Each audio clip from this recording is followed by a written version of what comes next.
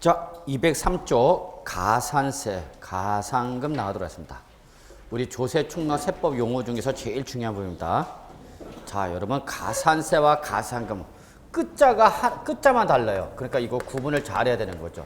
가산세, 가산금 뭐만 달라? 끝자만 다르죠. 출전들은 이런 거 좋아하죠. 한 글자만 고치면 되거든요. 그러면 가산세는 반드시 거기 밑줄 세법에서 규정하고 있는 의무, 이게 중요해요. 그래서 반드시 가산세는 세법에서 정하고 있는 의무를 이행하지 아니하였을 때 그때 그 의무 불이행에 대한 행정벌로 부과하는 것을 바로 뭐라냐? 가산세라고 합니다. 여러분 중개법을 배우시면 중개법에서도 여러 가지 공인중개사한테 각종 의무를 부과하고 있죠. 근데 그러한 의무를 부과하지 않으면 뭐가 되죠, 여러분? 과태료 이런 거 들어보셨죠? 이 과태료 이런 것을 우리는 세법에서 뭐라 한다, 여러분? 가산세라고 합니다. 같은 개념입니다. 과태료, 과료 이런 거를 우리 세법에서는 과태료, 과료 그러지 않고 가산세랍니다. 그래서 세법에서는 여러 가지 납세 문제들에 각 엄청난 의무를 부과합니다. 그 의무의 대표적인 것이 바로 신고와 납부가 가장 기본적인 의무가 됩니다. 예를 들어서 여러분이 부동산을 취득했다. 그러면 그 취득하신 분은 그 지방세법에서 정하고 있는 기한 이내에 자발적으로 본인이 취득세를 신고하고 납부하셔야 됩니다. 근데 그러한 신고 또는 납부를 하지 않았다? 그러면 거기에 대해서 뭐가 부과된다? 가산세. 너 왜 신고하고 납부를 하는데 안 했니? 안 한 거에 대해서 가산세가 되는 거죠. 부동산을 양도했다? 그러면 그 소득세법에서 정하고 있는 예정신고 기한 또는 확정신고 기한 내에 반드시 신고하고 납부를 해야 되는데 그 신고 납부를 안 했다? 그러면 가산세가 부과됩니다. 그래서 가산세 가장 중요한 면은 뭐예요, 여러분? 세법에서 정하고 있는 각종 의무. 자, 여러분이 공인중개사 시험에 합격하셔서 공인중개사 개업을 하셨어요. 그럼 여러분은 공인중개사 개업 사업을 하게 됨으로 인해서 여러분은 세법에 따라서 특히 부가가치세법에 따라서 여러분은 반드시 사업자 등록을 하셔야 됩니다. 그래서 여러분이 나중에 중개법에서 배우시면 알겠지만은 일단 공인중개사 개업을 하려면은 구청 가갖고 신고했죠. 개설 신고하고 그 개설 신고했다는 등록증을 받아갖고 관할 세무서 가서 부가가치세법상 사업자 등록을 하셔야 됩니다. 근데 사업자 등록을 안 했다. 사업 개시일로부터 20일 내에 사업자 등록을 했는데 이 사업 개시일부터 20일 내에 사업자 등록 안 했다. 그러면 이때는 부가가치세법에 따라서 등록 불성실 가산세 때려버립니다.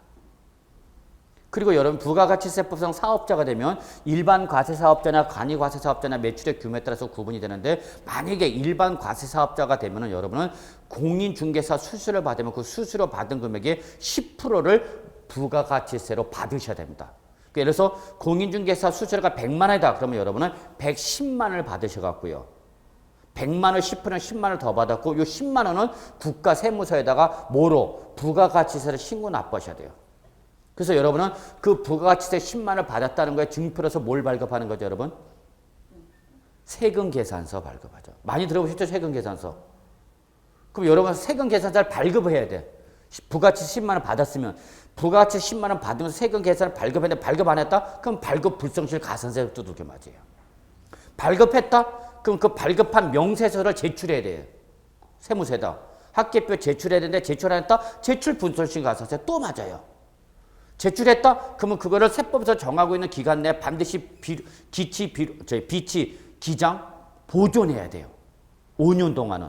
근데 5년 이내에 그걸 처분했다? 그럼 또 이때는 또 가산세 맞아요.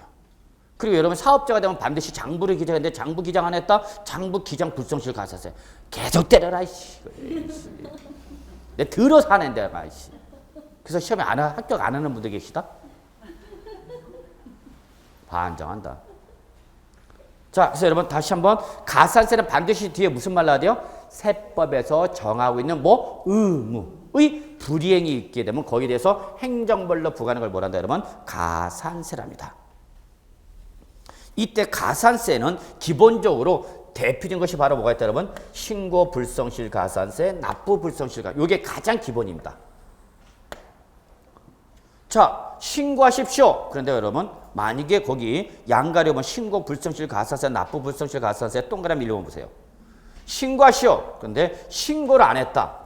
무신고. 그러면 그 신고하지 아니한 무신고세액, 산출세액에 대해서 몇 프로 때리냐? 20%를 때려버려요. 20%를 더 내야 된다는 얘기야, 여러분. 너 취득세 신고 납부해야 되는데 왜 취득세 신고 안 했니? 그럼 그 취득세액에 대해서 20%를 바로 신고 불성실 가산세를 때린다고요. 양도소득세 신고했는데 신고 안 했다? 20% 가산세 부과돼요. 근데 나는 신고를 했는데 신고하는 과정에 세법을 잘 몰라서 적게 신고했어. 이게 과소신고죠. 그러면 이때는 10%예요. 과소신고세액이 10% 때리는 거죠. 얘하고 얘는 성격이 같아요, 달라요, 여러분? 성격이 다르죠? 얘는 신고 자체를 안 한 거야. 얘는 했는데 적게 신고한 거야. 그러니까 다른 거죠. 여러분이 마치 집에 가서 공부를 안 하는가 못 하는가? 안 한 거하고 했는데 기억이 안 나는 건 같아 달라? 달라. 그래서 여러분 이 신고 불성실 가산세는 특징이 차등과세입니다. 그래서 거기 이런 말 있죠. 신고 의무의 위반 정도에 따라서 무슨 과세? 차등과세. 죄질을 물어봐. 죄질. 우리 뭐 죄져준 사람 너는 아주 악질이야. 가중처벌한다고 그러죠. 특히 취득세나 양도소득세를 신고할 때에 이 취득세나 양도소득세를 적게 신고하려고 무슨 신고하는가? 이중신고, 허위신고, 다운계약서. 너는 죄질이 무거운 거야. 얘는 잘 몰라서 틀린 거지만 얘는 이중계약서 썼다는 얘는 고의적으로 세법을 탄로한 거죠. 나쁜 놈. 죽어라! 그래갖고 이때는 이걸 부정한 방법일 때는 이때는 죽어라! 그래갖고 40% 때려버려요. 부정이란 말이 나오면 좋은가 나쁜가? 나쁜 거야, 여러분. 우리 국민 드라마 있잖아. 사랑과 전쟁. 그건 저는 애청자입니다. 그거 보시면요. 아주 그 민법에 대한 이혼에 관련된 해박한 법률적 지식이 쌓이죠. 사주 후에 뵙겠습니다. 해갖고 신고 선생님 그거 뭐 했죠? 예전에 뭐 몇 주 후에 뵙겠습니다. 이혼의 숙려 기간이란 거 있잖아. 한 번도 안 해봤어? 이거 가봐야 되는데. 이혼할 때도 성급한 마음으로 이혼을 못하게 숙려 조금 생각해봐. 그래서 배우자가, 예를 들어서 미성년자의 자녀가 있으면 숙려 기간은 3개월 정도. 성년의 아들이, 자녀가 있거나 아예 자녀가 없으면 숙려 기간이 1개월. 그래서 1개월 후에 그래서 4주에 뵙겠습니다. 그러잖아. 이해하시겠어요? 그게 바로 숙려 기간이야. 저는 자주 해봐서 알아요. 그래서 숙려 기간을 1개월 또는 3개월 주죠. 근데 이혼 사이가 폭력이야. 남편이 계속 폭력이야. 근데 거기다 숙려 기간 제시하면 어떻게 돼? 1개월 더 맞아보시고 버틸 수 있는지 없는지 한 번 더 생각해 보세요. 그럴 수는 있어 없어? 없죠. 그러니까 그때는 숙려 기간을 특별 조치해야죠. 그런 식으로 우리 세법에도 무슨 말 나오면 부정, 그럼 무조건 몇 프로? 40% 꼭 기억해 두셔야 돼요. 특히 우리 세법에서 부정한 행위의 가장 대표가 바로 뭐다 여러분? 다운계약서 등 이중계약서, 허위계약서라고도 합니다. 우리 법률상 세법에서는. 근데 계약서나 다운계약서만 있는 게 아니라 업계약서도 있어요, 여러분. 다운 생각하시지만 업하는 사람도 많아요. 왜? 어차피 취득세 좀 많이 내더라도 나중에 양도세 적게 내겠다는 얘기죠. 또 법인 등은 왜 업계약서 쓰죠? 법인들은 업계약서를 좋아합니다. 법인들은. 취득한 거잖아. 매출이 아니죠. 소위 말하는 비자금. 비자금 구성연차. 갑자기 아저씨가 이번 달에 월급에서 얼마 빼갖고 와서 뭐 샀어, 물건. 카메라 샀어. 얼마짜린데? 그때 80만 원. 실은 디카 뭐 20만 원짜리다. 그럼 여러분한테는 80만 원짜리 산 걸로 해놓고 실은 얼마 주고 산가? 20만 원. 60만 원 어디 갔어? 인마에 폭격한 거죠. 그게 바로 뭐야? 업이죠. 그러니까 이런 업계약서 다운계약서 이게 바로 세법의 가장 무슨 행위다 여러분? 부정이에요. 하여튼 부정이란 말 나오면 부정, 부당 그런 말은 좋은 놈, 나쁜 놈, 나쁜 놈. 세법은 단순해요. 그 다음에 이러한 신고 불성실 가산세 외에 납부를 안 했어. 그러면 이때는 납부하지 아니한 세계다 하루당 10,000분의 3 곱하기 납부 지연 일수를 계산해서 일수 계산 들어갑니다.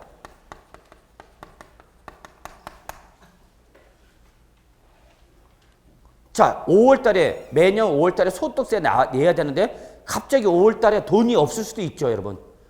5월달은 가정의 달이라 지출 용도가 많잖아. 그러니까 5월달 세금 낼 때 갑자기 돈이 없을 수 있죠. 그 대신 뭐는 해야 돼 그래도? 신고는 해야죠. 그러면 신고 불성실 가산세는 부과되지 않지만 납부를 안 하면 뭐가 부과된다 여러분? 납부 불성실 가산세. 하루당 10,000분의 3이야. 하루당 10,000분의 3. 곱하기 납부 지연 일수죠. 그러면 1년 동안 연체했다. 1년 동안 안 냈다. 365일이죠. 그러면 1년에 대한 납부 불성실 가산세는 얼마 돼? 3, 3, 9, 3, 6, 18, 3, 5, 15, 10.95%가 되나요?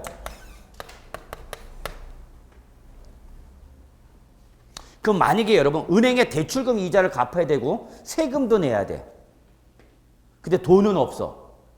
둘 중에 하나만 내야 돼. 세금도 내야 되고 은행에 대출금 이자도 내야 돼. 그럼 여러분은 어떤 거 내셔야 돼요? 뭐부터 내야 돼? 대출금 이자부터 내야 돼. 왜냐면 얘는 안 내도 최고 몇 프로야 1년? 10.9, 11%가 안 내죠. 근데 은행의 연체 이자율은 기본이 19%야. 19%에 25%, 30%막 나가죠? 여기다가 뭐 싸나머니 뭐 물론 이런 대부업체 거 대출 받았다? 엄청납니다 이때는. 아니 대출이 한 통화에 전화로 안 된다고요? 하면서 저희는 한 통화에 딱 전화 걸면 됩니다. 5분. 그런 거 대출금 연체되면 이때는 엄청나게 연체율 붙죠. 이런 걸 따져볼 수 있어야죠 여러분. 그래서 여러분 거기 납부 불성실 가산세가 다음 페이지 나와 있죠. 미납세액 또는 부족세액이 하루당 얼마? 10,000분의 3 곱하기 거기는 뭐야 여러분? 일수 계산이네. 납부 지연 일수. 일수야 동그라미 일수. 일수 계산. 자 이번에 가산금 갈게요. 자 가산금은 여러분 뭐냐면 이 가산금이라는 것은 납세 고지서 등에 적힌 납부 기한 내에 납부를 아예 하지 않았거나 또는 과소납부를 했을 때의 연체료를 우리는 뭐라 그러냐? 가산금이라고 합니다. 그래서 거기 가산금 나와 있죠? 국세를 언제까지? 납부 기한까지 뭐 하지 않으면 납부를 하지 아니하면 또는 과소납부를 하면 그때 부과되는 연체료 지체상금의 성격적인 걸 우리 뭐라 그러면 가산금이라 합니다. 그래서 이걸 꼭 구분하셔야 돼요. 그래서 가산세는 반드시 세법에서 정하고 있는 의무 이 말이 나오지만 가산금은 납세 고지서 등에 적힌 언제까지 납부기 요걸 잡아야 돼. 요걸 납부 기한 내 납부를 하지 않거나 과소납부했을 때 부과되는 지체료, 연체료를 뭐라 한다 여러분? 가산금이랍니다. 자, 여러분한테 재산세 납세 고지서가 날라왔어.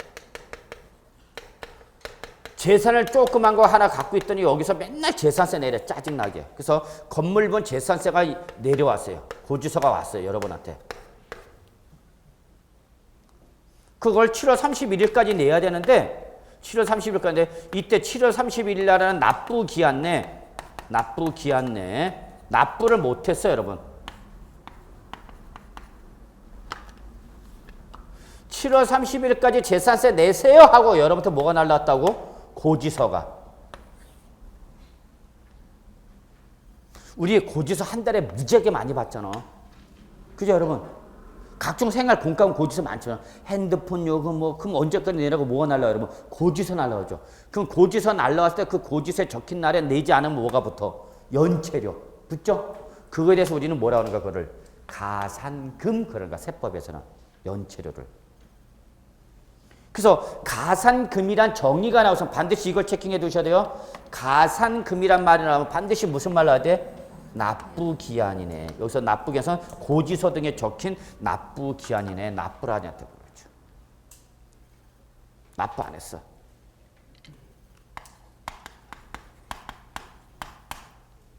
그러면 너 왜 납부하라는데 왜 납부를 안 했니? 여기 대해서 뭐가 붙는가? 가산금 무조건 체납액의 3%입니다.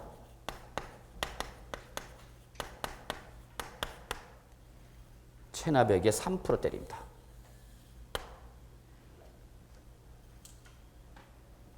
그래서 여러분 우리 각종 고지서 보면은 고지서의 박스에 납기 내 금액, 납기 후 금액 있죠. 나눠지잖아. 그 납기 후 금액이 커 작어. 크죠. 거기 뭐가 붙는가? 연체료. 우리 이걸 뭐라 하는가? 가산금. 그래서 무조건 가산금 3% 붙습니다. 제 날짜 안 내면. 그 대신 여기 일수 계산이 아니야. 무조건 3%야 그냥. 그런데 이때 이 체납액이 여기서 체납액이라는 것은 연체된 세액을 말하는 거야.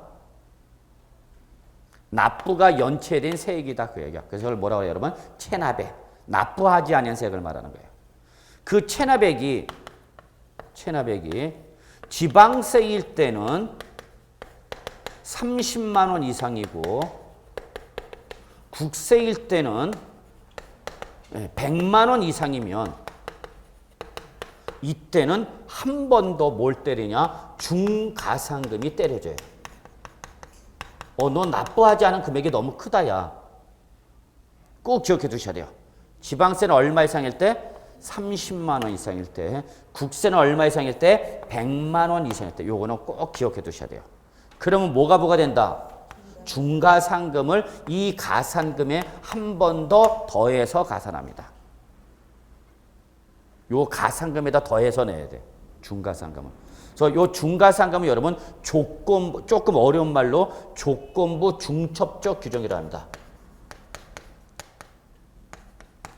조건부 중첩적 규정이랍니다. 규정은 선택적 규정이 있고 중첩적 규정이 있는데 중첩적 규정은 글자 그대로 중복하여 적용하는 규정을 중첩적 규정. 둘 중에 하나만 적용하는 걸 선택적 규정. 그렇죠. 그럼 이 중가산금은 중첩적 규정이에요. 가산금 이미 몇 프로 때렸어요, 여러분? 3%. 그런데 이때 납부하지 않은 세액이 지방세 30만 원, 국세 100만 이상이면 한 번 더 요 가산금 외에 한 번 더 뭐를 중가산금을 중복해서 적용한다 그 얘기입니다. 그래서 중가산금은 어떻게 계산하냐? 거기 나와 있죠, 여러분. 체납액에 대해서 1000분의 12, 다른 말로 1.2%. 1000분의 12를 우리 100분율로 환산하면 1.2%예요. 그래서 여러분 기억할 때는 1.2% 이렇게 기억하셔도 돼요. 근데 법률적 표현은 1000분의 12 이렇게 표현합니다. 1000분의 12와 100분의 1.2는 같은가 다른가? 어렵죠? 1000분의 12와 100분의 1.2는 같은 거예요, 다른 거예요? 같은 거야, 같은 거. 같은 건데 다만 차이점은 얘는 몇 분율 기준이고 1000분율 기준, 얘는 몇 분율, 100분율 기준이죠. 그럼 우리 세법은 소수점 표기를 싫어합니다. 1점이 이렇게 소수점으로 표기하는 걸 싫어해. 그래서 이거를 소수점 표기 안 하니까 1000분의 12 이렇게 표현하는 거야, 법률에서는. 그러니까 법률적 표현할 때 소수점 싫어하고요. 외래어 싫어합니다. 영어 이런 거 있죠? 그럼 영어를 다 뭘로 바꿔? 한글로 다 바꾸죠. 세법도 똑같아. 소수점 표기를 무지하게 싫어합니다. 가능하면 소수점 표기하고자 한다, 안 한다? 안 해. 그래서 100분의 1.2, 그러니까 1.2라는 걸 표현해야 되니까 그냥 이거를 어떻게 표현한가? 1000분의 12. 그래서 우리 세법은 지방세는 이 1000분율 기준입니다. 1000분율. 그 다음에 여기는 연체 월수, 체납 월수.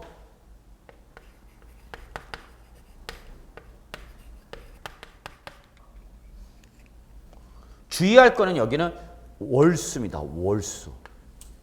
월 단위로 세는 겁니다. 일 단위가 아니라. 아까 납부 불성실 가산세는 일 단위로 세는 거지만 얘는 월 단위로 센다는 게 특징입니다. 그러니까 1개월이 지나갈 때마다야. 1개월이 지나갈 때마다. 그럼 1개월이 지나가지 않으면 중과상각은 없는 거죠. 단 이때 연체 월수는 무제한으로 계산하는 것은 아니고요. 60개월을 한도로 합니다. 60개월은 월 단위니까 연 단위면 몇 년이 되는 거죠, 여러분? 5년이죠, 5년. 세법은 아주 중요한 사후관리 기간 5년이라는 걸 절대 놓치지 마세요. 세법은 소심해갖고 뒤끝 장렬입니다. 삐져, 잘 삐져. 그래서 삐지면은 몇 년간 삐진다? 5년간 삐져. 한번 삐지면. 아주 중요한 의미 여러분. 세법은 5년이라는 아주 중요한 사후관리 기간을 갖고 있습니다. 기분 나빠. 그러면 그 기분 나쁘가이 몇 년 가는가? 5년 뒤집어지는 거죠. 그래서 연체 월수를 계산할 때 몇 년까지만? 5년. 이걸 월수로 환산하면 60개월 되는 거예요. 이런 식으로 중가상금이라는 것이 부과됩니다. 그래서 거기 중가상금 보시면은 동그라미 2번을 잘 보셔야 돼요. 체납된 뭐일 때는 국세일 때는 고지서별 세목별 세계차 얼마? 100만 원 미만인 때는 제외한다라고 그랬죠, 여러분. 이건 법률적 표현이야. 그럼 거꾸로 얘기하면 100만 원 미만일 때 적용을 중과상금 안 하니까 언제 때 적용하겠다는 얘기야? 100만 원 이상일 때 적용하겠다는 얘기야. 그래서 여러분은 법률적 표현도 봐야 되지만 이상일 때 적용한다는 걸 꼭 기억해 두셔야 되는 거야.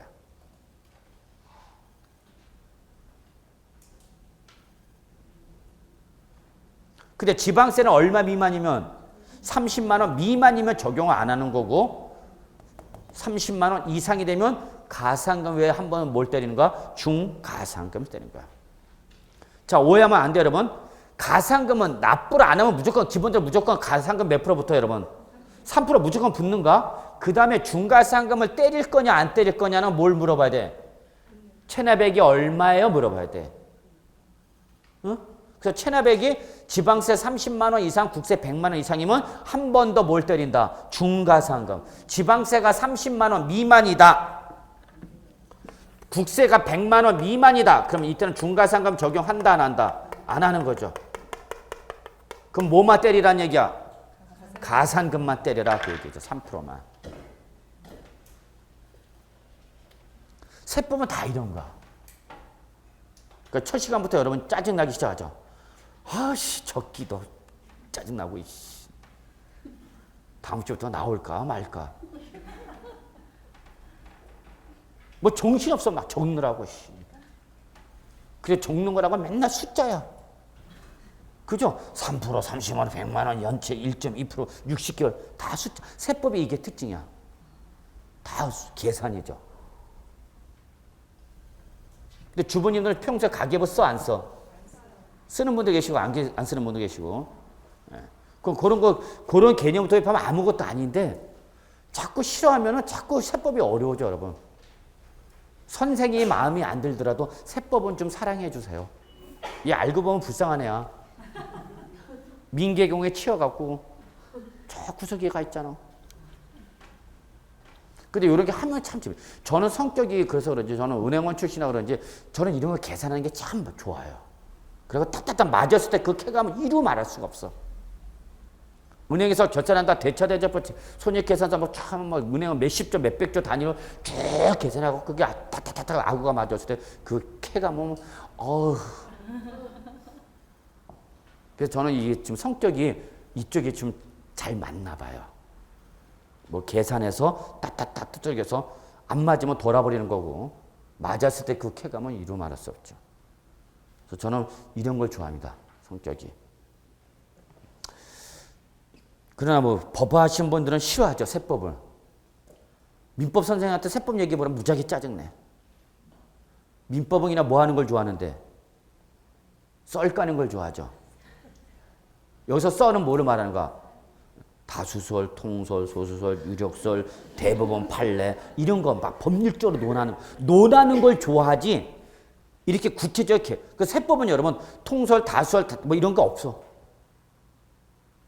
그 주장하는 사람마다 달라지죠, 학설이. 근데 우리 세법은 주장하는 사람마다 학설이 달라지는 게 없어. 학설이 달라지면 다 이 과세 금액이 다 달라져 버리기 때문에. 이게 특징이야. 그래서 세법은 썰이 없어. 쿨해. 재밌죠? 별로 반응은. 예. 그래서 여러분 가산금이랑 의미 좀 잡으시고요. 자, 그 다음에 205쪽에 보시면 여러분 원천징수란 말이 나왔네요. 원천징수. 아까 했었죠, 여러분? 옆에다 적으세요. 이걸 지방세에서 뭐라 한다, 여러분? 특별징수 꼭 기억해 두셔야 돼요. 원천징수는 곧 지방세에 뭐를 말한다? 특별징수. 근데 원천징수는 여러분 많이 보시잖아. 소득세가 대표적인 원천징수 대상이 되는 거죠. 그럼 소득세가 원천징수되니까 뭐가 쫓아오는가? 지방소득세 특별징수된다 이렇게 표현해야 되는 거죠.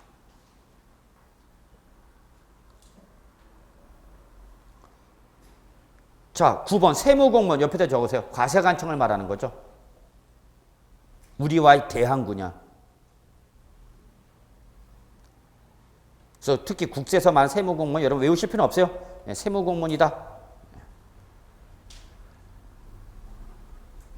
자, 그 다음에 10번 정보통신망. 네, 여러분 인터넷 생각하시면 돼요. 요즘은 다 인터넷, 특히 홈택스 이런 경우 다 인터넷으로 해버리죠. 옛날처럼 일일이 수기 작업하고 뭐 세무서 가서 직접 신고 납부 안 하죠. 다 인터넷으로 다 해버렸죠. 자, 11번 밑줄 특수관계. 자, 아주 중요한 말이에요. 우리 세법에서 그 서로 거래 당사자가 누구지간이면 특수관계인지간의 거래면 정상적 거래를 본다, 비정상적 거래를 본다. 비정상적 거래를 본다. 비정상적. 아니 무슨 특수관계인 간의 거래를 했어? 그래서 그 특수관계의 대표 밑줄 혈족, 인척 등 대통령을 전하는 밑줄 친족관계지간의 거래를 해버렸어. 부동산을 사고 팔았는데 그 부동산을 사고 파는 사람이 친족관계야. 친족은 뭐예요 여러분? 혈족이나 인척. 혈족은 뭐예요 여러분? 피로 맺어진 사이. 우리 집 식구들. 인척은 왼수들. 예, 뭐 혼인으로 맺어진 관계. 그건 일단 기억하세요. 친족관계. 그 다음에 2번 임원이나 사용이나 대통령 정하는 밑줄 경제적 연관관계. 옆에 보세요. 사장님과 종업원. 대표적인 경제적 연관관계죠. 거래를 했는데 그게 거래 당사자가 사장님과 종업원 간에 거래했대.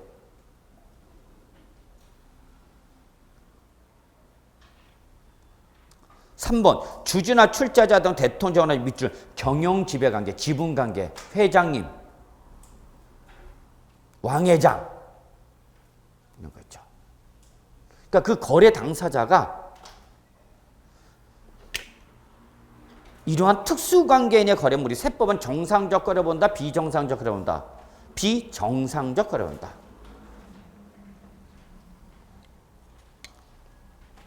자, 여기 잠깐 예를 들어볼게요, 여러분. 여기 보세요.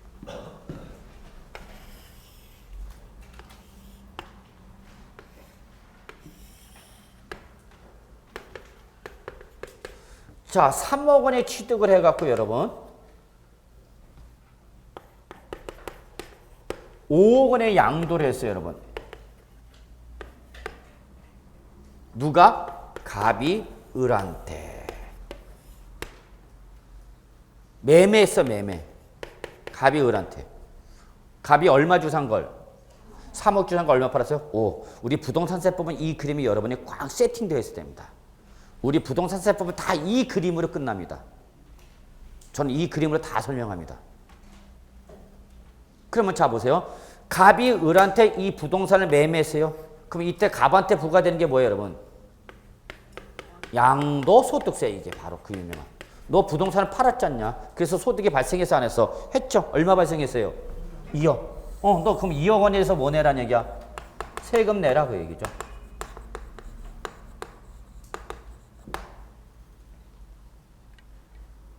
그리고 을은 얼마 주고 샀어요? 네, 그래서 을은 얼마에 대해서 5억 원에서 뭘 내야 돼요, 여러분? 취득세를 내야 돼요. 이게 우리 부동산세법의 기본입니다. 잘 보세요. 갑은 얼마에 대해서 세금, 양도소득세 내요? 얼마에 대해서? 2억에 대해서만요, 2억에 대해서. 근데 을은 얼마에 대해서 취득세 내야 돼요? 5억 원에 대해서. 이게 다른 거죠. 그럼 양도소득세 안 내려면 어떻게 하면 될까? 그렇죠. 양도차익을 줄이면 되죠. 양도차익을 줄이는 방법 몇 가지예요? 두 가지죠. 양도차익을 줄이는 방법 몇 가지다고? 두 가지. 뭘 줄이거나? 뭘 줄이거나?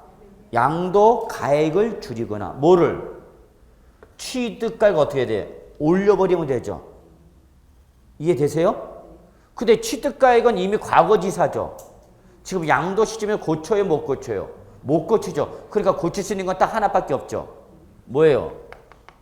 양도가액 줄이는 거죠. 그럼 취득자도 이걸 줄여버리는 거죠. 야, 우리 실제 얼마 매매가 됐지만 5억 원에 매매했지만 과세관청에 신고할 때는 4억 원에 매매한 걸로 하자 그 얘기죠. 이게 그 유명한 무슨 계약서야? 다운계약서죠. 그죠? 그럼 이때는 누구도 줄어들고 갑도 줄어들고 누구도 줄어들어? 을도 줄어들죠. 을은 얼마에 대해서 내면 되고 4억. 갑은 얼마에 대해서만? 1억이 돼서만. 그러니까 이때는 도자와 수자가 이해관계가 어떻게 돼? 일치 맞아 떨어지는 거죠. 누이 좋고 매부 좋은 거죠. 그래? 공인중개사님 이거 우리 5억짜리 매매했지만 4억짜리 하나 써주셔. 과세관청에 4억짜리 신고할 테니까 4억짜리 하나 써주셔. 안 써주면 딴 데 간대 임병을. 우리 공인중개사는 동네 북이다. 맨날 얻어터지고 고객한테 얻어터지고 행정관청이 얻어터지고 모든 의무는 다 누구한테 전가시켜버리고 공인중개사한테 다 전가시켜. 나중에 다 배우게 돼요 여러분.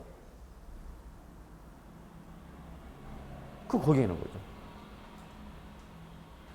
자, 이거. 그런데 만약에 여러분 이 매매 당사자가 배우자나 직계 준비속이 돼.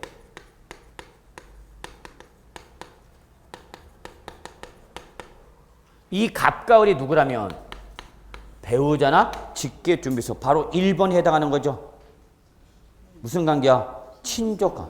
아니 무슨 부부지간에 사고 팔았냐? 무슨 직계 준비속. 아버지가 갑자기 아들한테 내 거 사시켜 그러는 거죠. 안 사? 싸가지 없는 놈 나가! 그런 거죠. 그래서 이 매매 당사자가 누구라면 여러분 배우자나 직계 준비속 간의 거래가 됐다. 또는 친족관계든 특수관계다. 그럼 우리는 세법은 정상적으로 본다. 비정상적 거래 본다. 비정상적 거래 봅니다. 그래서 나온 게 바로 비정상이 아니야. GTBC의 비정상회도. 그거 제가 원조입니다. 정상인 건 정상이 아닌 듯한 거. 놓치면 안 돼요, 여러분. 세법에서 그 당사자가 누구지간이면 여러분 거기 나와 있는 누구지간이면 특수관계. 특수관계 중에서도 제일 좁은 게 바로 뭐야? 배우자나 직계준비속. 다른 말로 왼수. 이들 간의 거래가 있다. 그러면 우리 세법은요. 이걸 매매로 인정을 안 해줘 버립니다. 무슨 이들끼리 사고 팔았다는 얘기야. 그래서 이때는 이게 여러분 이럴 때는 징여로 추정해 버립니다. 징여세 때려버립니다. 징여세로. 징여세로 때려버리면은 이때는 갑이 양도소득세를 내는 게 아니라 을이 뭘로 내야 되냐? 5억 원 전액에 대해서 징여세를 두들겨 맞습니다. 우리 이제 이런 거 배워 우리가. 그래서 항상 여러분 놓치면 안 돼. 세법을 공부하는데 세법의 거래 당사자가 이러한 배우자나 직계 좀비속 등의 누구지간이면 특수관계의 거래이면은 이때는 정상적 거래 본다. 비정상적 거래 본다. 비정상적 거래 봅니다. 비정상적. 실제 이 시험 특수관계의 시험에 나온 적도 있어요. 자, 한번 시험에 이렇게 나왔네요. 예를 들어 볼까요? 최근에 나온 문제. 얼마 한 몇 년 안 지났어. 자, 여기 A가 있고요. 그리고 거기 B가 있어요. 자, 이 A는 사장님이에요. B는 종업원이에요.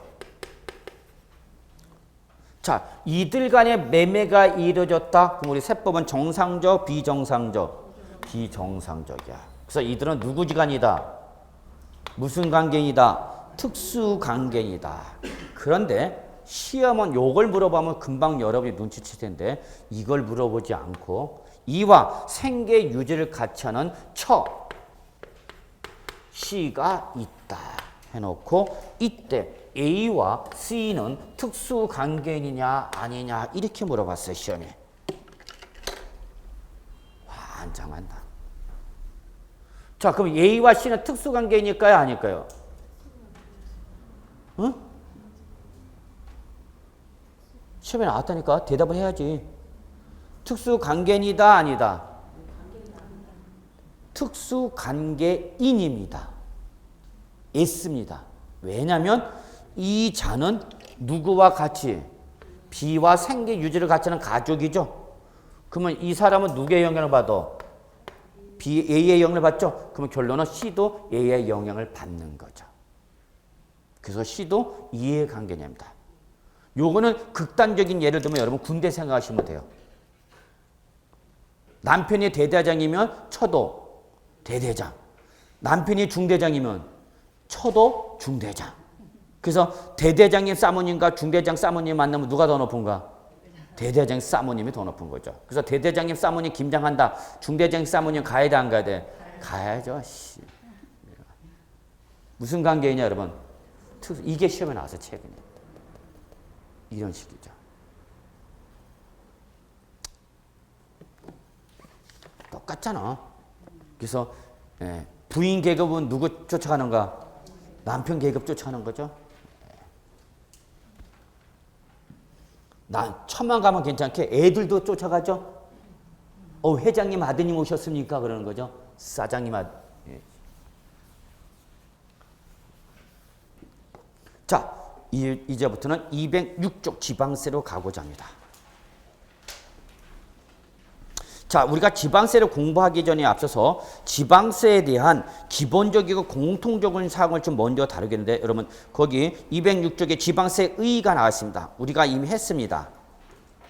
지방세는 누가 부과하는 겁니까? 지방자치단체가 부과하는 조세입니다. 그런데 문제는 거기 지방자치단체의 의의를 잘 봐주셔야 합니다. 지방세는 이걸 모르면 안 됩니다. 자, 지방세는 누가 부과하는 거다고 여러분? 지방자치단체가 부과하는 조세를 말합니다. 여러분 절대 이거 인문가정이라고 해서 절대 우습게 보면 큰일 납니다. 이런 기본적 마인드를 못 잡아놓으면 나중에 해당 본 내용 들어가면 못 쫓아와요. 진도 무슨 말인지 못 알아듣고. 자, 그러면 결론은 지방세는 지방자치단체가 부과하는 조세인데요. 이 지방세의 과세권자인 지방자치단체를 규율 규제하는 법이 있는데 이게 바로 우리나라는 지방자치법이라는 법을 갖고 있고요. 이 지방자치법에 따라서 우리나라 지방자치단체의 구조를 규정하고 있습니다.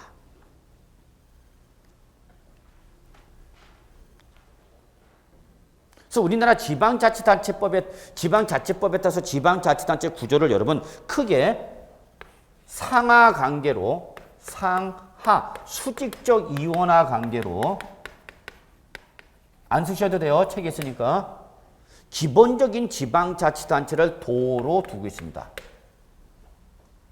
경기도, 충청북도, 충청남도, 전라북도, 전라남도, 경상북도, 경상남도 뭐 도 있죠? 강원도, 강원도래요.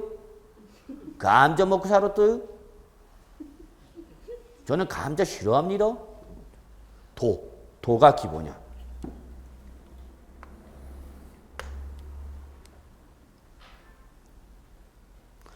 그리고 이 광역 죄송합니다. 요거를 상급 지방자치단체로 우리 지방자치법에서 뭐라고 표현하냐? 광역 지방자치단체라 합니다. 그리고 하급을 기초지방자치단체라 합니다. 그래서 이렇게 크게 우리 지방자치법에 따르면 지방자치단체를 여러분 광역지방자치단체와 기초지방자치단체의 상하관계의 수직적으로 이원화되어 있습니다. 그리고 이 도 밑에 뭐가 있냐? 시 또는 군을 두고 있습니다. 이때 시 또는 군은 도시 기초지방자치단체 성격에 따라서 농어촌 지역이면 뭐가 되는 거고 기본적으로 군. 농어촌이 아니면 시가 되는 겁니다. 그러니까 여기 시냐 군이냐는 바로 그 기초지방자치단체의 성격을 말한다 보시면 돼요. 그래서 무슨 도 무슨 군 그러면 아 군은 농어촌 지역을 말하는 거구나. 무슨 도 무슨 시 그러면 여기는 도시를 말한다 이렇게 생각하시면 돼요. 그래서 이 인구라는 여기서 지방자치법에 따라서 규정한다는데 일단 기본적 개념은 시, 군의 차이점은 이겁니다. 농어촌이에요, 도시예요. 그러면 여기서 가장 가까운 경기도 한번 예를 들어보죠. 경기도 성남시 분당구 임해동 이렇게 봅시다. 이게 주소죠. 여러분 이제 또 법률 주소 명칭이 바뀌어갖고 뭐 하라고 그러는데 이때 여러분 경기도가 뭐가 되는 거죠, 여러분? 광역지방자치단체죠. 그리고 그 밑에 경기도 성남시가 뭐가 되는 거죠? 기초지방자치단체죠. 경기도 의정부시. 그러면 여러분 경기도는 광역지방자치단체장이고 성남시장, 의정부시장은 뭐가 되는가? 기초지방자치단체죠. 그러면 여러분 성남시장이 더 높은가? 경기도 도지사가 더 높은가? 아 경기도 도지사가 더 높죠. 여기는 광역단체인데. 그런데 이때 일반 시의 구는 지방자치단체다 아니다? 아닙니다. 분당구 구청장은 선거직이야 임명직이야? 임명직이죠. 선거는 어디까지? 성남시장까지만이죠. 우리 지방자치에 의회 선거하잖아. 여러분은 예를 들어서 경기도 의정부시 계신 분이다. 의정부시 계시면 경기도 도지사와 누구를? 의정부 시장까지만 선거직이죠. 그래서 일반 시구는 지방자치단체다 아니다? 아니다는 얘기예요. 어디에? 지방자치법상 지방자치단체가 아니라는 얘기입니다. 그러면 지방세를 과세할 수 있는 권리는 어디까지만 있는 거예요, 여러분? 여기까지만 있는 거죠. 이해되시나요? 이게 기본 구조입니다. 그런데 이러한 수직적 이원화 외에 우리나라는 또 수평적 이원화가 됐습니다. 그래서 도라는 광역지방자치단체 동급의 광역자치단체 있는 게 바로 우리 서울 뭐가 되는 거죠, 여러분? 특별시. 인천, 대전, 대구, 울산, 부산, 광주 제 어디 갔다 왔어요? 광역시 갔다 왔죠.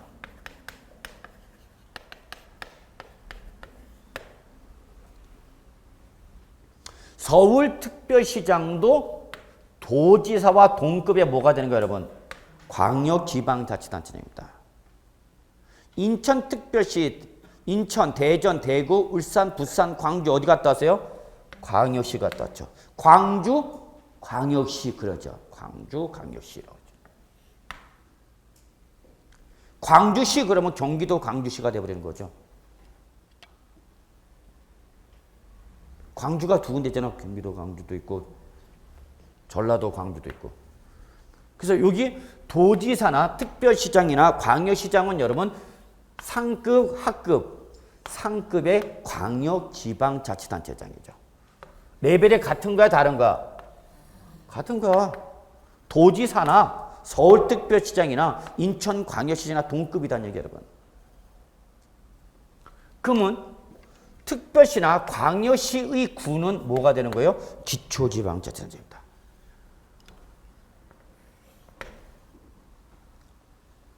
그러면 우리 여기 서울특별시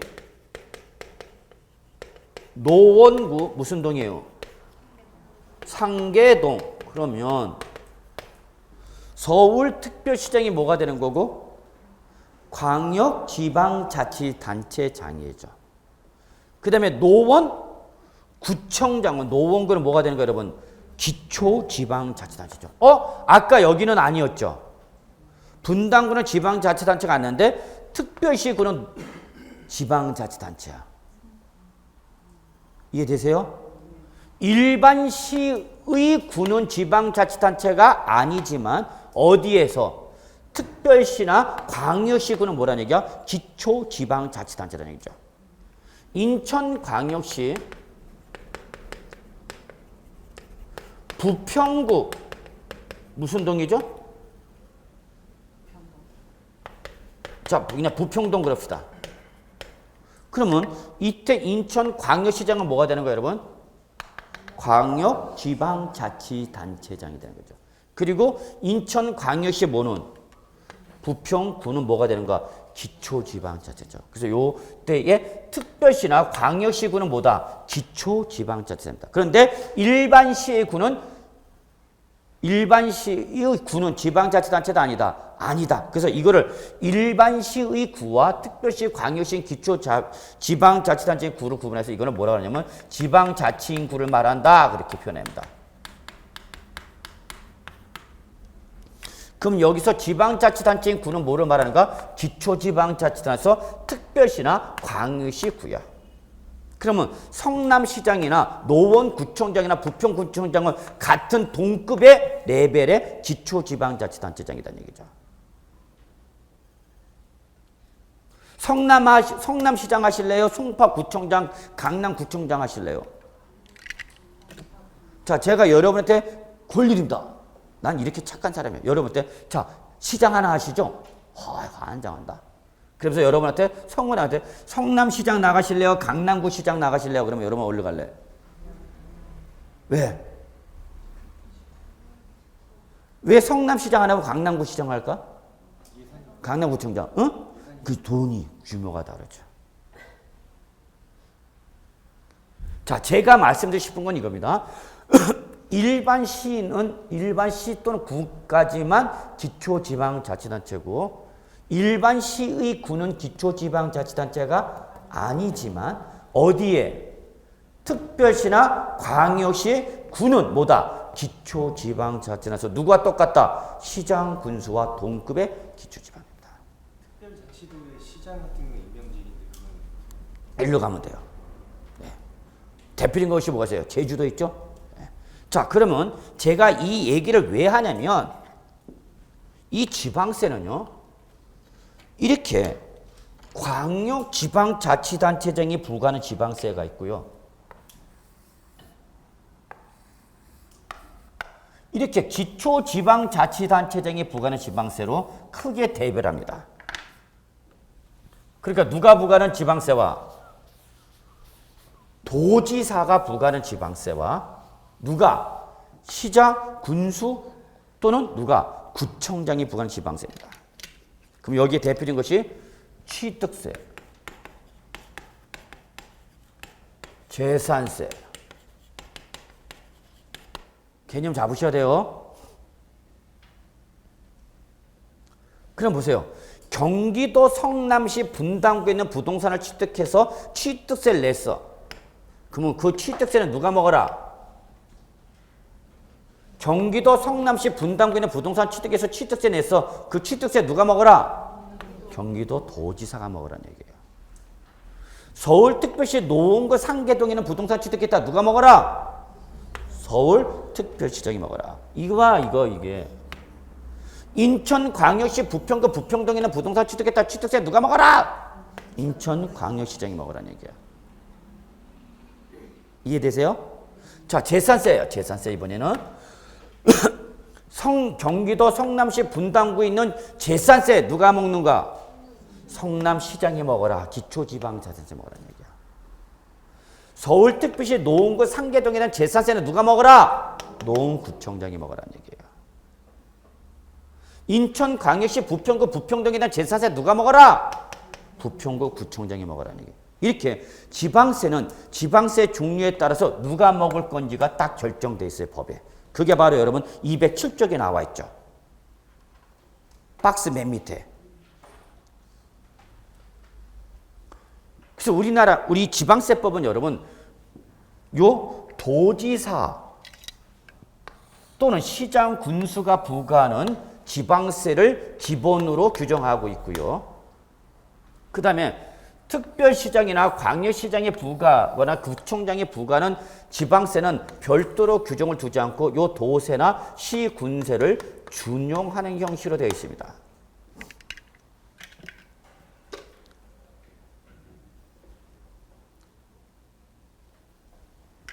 근데 참네.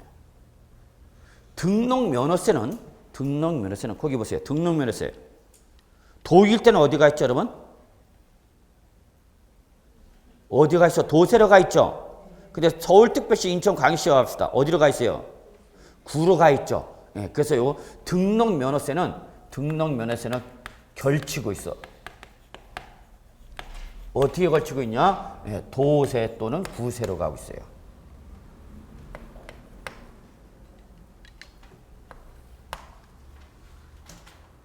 그러면 자, 등록면허세는 도세 또는 구세야. 환장한다 얘는. 그러면 경기도 성남시 분당구 부동산에 대한 등록면허세는 누가 먹어라? 경기도 성남시 분당구에 있는 등록면허세 누가 먹어라? 도지사가 먹어라. 서울특별시 노원구 상계동에 대한 등록면허세 누가 먹어라? 노원구 구청장이 먹어라. 이해하시겠어요? 요거 의미? 예. 근데 지방소득세는 이와 반대로 돼 있어요. 얘는 특별시세, 특강시세 또는 시군세로 돼 있어요. 안정하네.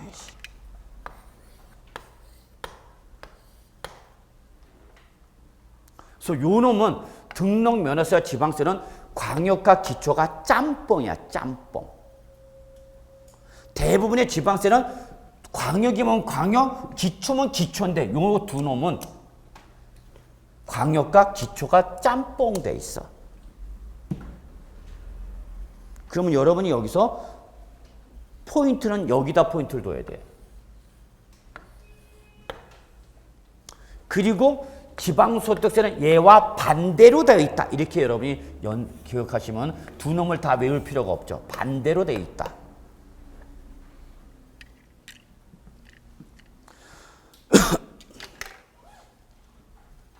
여기까지가 시험범이에요.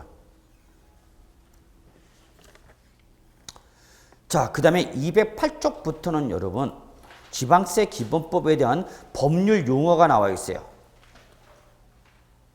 그래서 여기부터는 다음 시간에 우리가 했던 것도 있고요. 국세 쪽에서 했던 것도 있고, 그래서 이거는 다음 시간에 여기서 한번 봐야 될 거 살짝 보기로 하고요. 이번 시간은 일단은 여기까지 하도록 하고요. 우리 다음 주에는 213쪽 구체적으로 우리가 조금 이제 하나하나씩 기본 단계에서 알아야 할 내용을 제가 체계도를 만들었어요. 이 체계도 여러분 잘 보실 필요가 있습니다. 여기다가 이제 보충 보완 정리가 되면 여러분은 우리 부동산 세법에 대한 전면적인 기본적인 구조를 다 잡아냈어요. 이거 제가 한 땀 한 땀 수노와 그림 그린 겁니다. 나중에 여러분 진짜 이거 효과 있습니다. 여기다가 보충 정리하시면은 나름대로 서브노트라도 활용이 가능합니다. 자, 그래서 오늘 여러분하고 첫 수업 했습니다. 여러분 처음 뵙다 보니까 조금 어색한 면도 없지 않아 있을 것이고, 또 여러분도 저한테 좀 맞춰야 되고, 저도 또 여러분한테 맞춰야 되고, 그래서 앞으로 조금 더 시간이 지나가면 좀 더 익숙해지고 좀 더 편안하게 공부할 수 있을 거라 생각하고요. 오늘 첫 수업 시간 조금 부족한 면이 없지 않아 있었다더라도 이해해 주시고요. 자, 오늘 강의 마무리하겠습니다. 수고하셨습니다.